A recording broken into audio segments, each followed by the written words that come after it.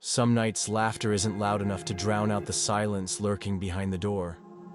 Some places just a few steps from home hold things not meant for ordinary people. And sometimes a decision as simple as turning down a dark path can change your entire life. These are 3 true stories, told by people who believe they were lucky to survive. But what they left behind might still be watching. Turn off the lights, put on your headphones, and get ready. This is 3 chilling experiences you'll never forget. Story 1. The Uninvited in the Dark. My name is Mark. During my sophomore year of college, I lived in a small house in suburban Indiana. Behind the house was a dense forest, peaceful by day. But once night fell, it always felt like something was watching from the trees. It was Saturday, March 29th, near the end of spring break. I invited 3 of my close friends, Kyle, Keenan, and Derek, over to hang out. We blasted music in the garage, played pool, drank beer, and laughed the night away. Around 12:30 a.m., Kyle suggested we hit the hot tub out back. It was cold out, so it sounded perfect. We changed into swimsuits, brought some beers, and soaked in the warm water. Laughter echoed into the night. Everything felt perfect. Until we heard a whistle coming from the woods. Not wind.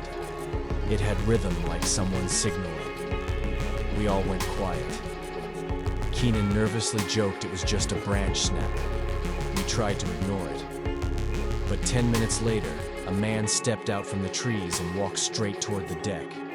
He wore a long coat, white sweatpants, and a gaming headset. His walk was stiff. His eyes stared right through us, blank, unblinking. But the strangest thing was that he kept mumbling to himself as he approached. He stopped in the yellow porch light. "I'm Seth, 33 years old," he said in a flat voice. "Heard you guys laughing. Thought I'd join." We froze. I told him to leave. He didn't. Instead, he took off his coat, then his shoes, then his pants, until he was in nothing but underwear, and stepped silently into the hot tub. None of us moved. I pulled out my phone to record, not as a joke, but because something felt horribly wrong. Then Seth muttered something that turned my blood cold. "I once assaulted a child." We all jumped up. Kyle grabbed him, pulled him out of the tub. Seth didn't fight. He just gave a crooked smile and said quietly, "I know where you guys live." Then he turned and disappeared into the forest. A little while later, Kyle and I went out to lock the hot tub. That's when I saw a phone sitting on the wooden bench. The screen lit up. The wallpaper was a photo of us in the hot tub taken from behind the fence. I dropped my phone. We ran inside, then knocking from the kitchen window. I looked, and Seth was standing there, his face pale, eyes wide open. His mouth stretched into an unnatural grin. He didn't say a word, didn't move. He just slowly raised his hand and waved. I screamed for Kyle. He rushed in and called the police. I grabbed a baseball bat, stepped out the front door, and yelled, "Get out. Take your damn phone with you." Seth didn't respond. He just slowly walked around the side of the house. I peeked through the back door's glass. He was there again, staring in, as if choosing who to take. I told him the cops were coming. He didn't flinch, just raised his hand, waved again, then turned and walked into the trees. Police arrived minutes later. They found Seth in the woods about 50 meters from the house, still looking in our direction. He was arrested for trespassing. We thought it was over, until a few days later. I saw a Snapchat story from a girl who lived nearby. Her security camera had captured another man, not Seth, trying to break into her house in the middle of the night. Maybe Seth wasn't alone. Maybe he was just a small part of something bigger, something watching us from the dark. And I don't think it's over. Story 2. The mark in the drain. My name is Beck. My two best friends, Tyler and Matthew, and I grew up in a small suburban neighborhood. A few blocks from our home stood an abandoned office complex, and behind it a huge storm drain beneath the canal. We used to joke about exploring it someday. But deep down, we all knew something felt wrong about that place. One early winter night, snow blanketed the roads. We decided to finally do it. We grabbed flashlights and carried sleds to look casual in case adults saw us. As we pulled up to the abandoned building, a police car showed up. An officer stepped out and asked what we were doing. Someone had reported movement on a security cam. Tyler smoothly lied. "Just out sledding, sir." The officer eyed us, then told us to head home. We drove off, but came back 30 minutes later from behind the building. The air was freezing. Our breaths turned to mist. Standing at the mouth of the drain, a massive concrete tunnel big enough to drive through, I felt goosebumps spread across my arms. We turned on our flashlights and stepped inside. It was pitch black. The sound of dripping water and our footsteps echoed like we were in a cave. Graffiti covered the walls. Most of it was old except for one line freshly sprayed in bright red, 6/19/19. The last time their voices were heard. The paint was still wet. We looked at each other. No one said a word. I tried to act tough, but honestly, I wanted out. We pushed deeper. The air grew colder. The ground slick with thin ice. From the ceiling, sharp icicles dangled like knives. A soft crack. A frozen drop hit my cheek. I stepped back then. Clang. A deafening metallic crash echoed from deep within. We froze. I couldn't breathe. Then Matthew screamed, "Run!"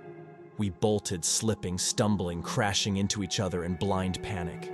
Once we made it out, I realized my phone was gone. Tyler and Matthew begged me to let it go, but I went back. I don't know why. Curiosity. Stupidity.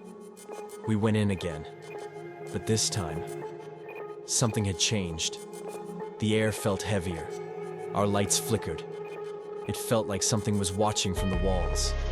As I bent down to pick up my phone, a whisper brushed my ear. "Don't turn around." No one was behind me. We ran again. No words. No eye contact. Just pure terror. We jumped in the car and sped off like hell was chasing us. That night I thought it was over. Until 3:14 a.m. The doorbell rang. My dad opened it. No one was there, but a small, carefully folded note was taped to the doorknob. In red ink it read, "You spoke its name.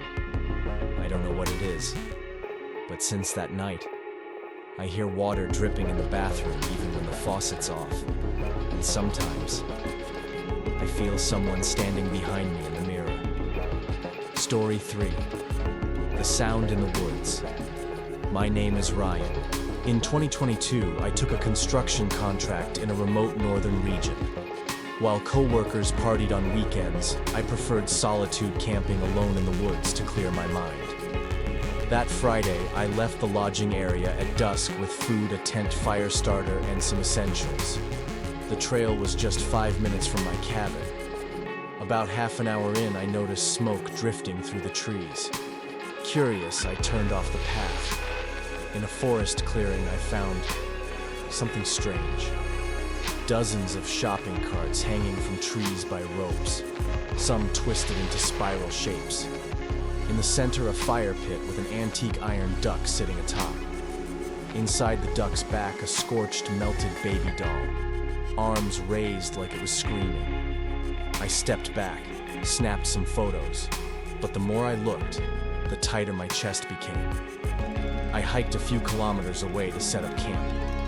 Night fell.